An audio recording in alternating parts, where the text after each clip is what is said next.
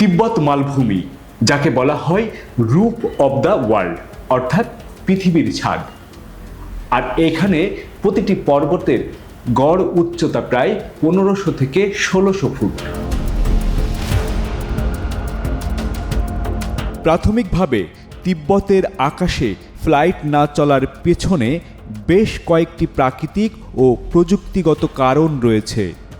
তিব্বতের পর্বতগুলোর গড় উচ্চতা প্রায় 15,000 ফুট।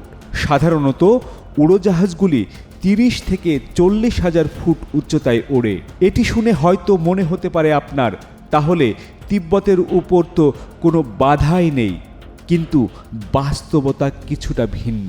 উচ্চতা ও প্রাকৃতিক সীমাবদ্ধতার কারণে, বিশেষ করে আপৎকালীন পরিস্থিতি, কেবিন প্রেসারের সমস্যা বা ইঞ্জিন ফেইলরের ক্ষেত্রে প্রতিটি উড়োজাহাজকে একটি নির্দিষ্ট প্রোটোকল মেনে চলতে হয়।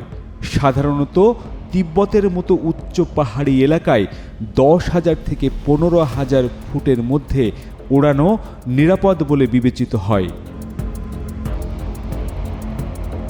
এছাড়া 15,000 ফুট উপরে বায়ুর ঘনত্ব কমে যায়, যার ফলে নিঃশ্বাস নিতে অসুবিধা হয়। তবে যাত্রাপথে যখন উড়োজাহাজ 30 থেকে 40,000 ফুট উচ্চতায় চলে, তখন এর কেবিন প্রেসার সিস্টেম কৃত্রিমভাবে চাপ নিয়ন্ত্রণ করে।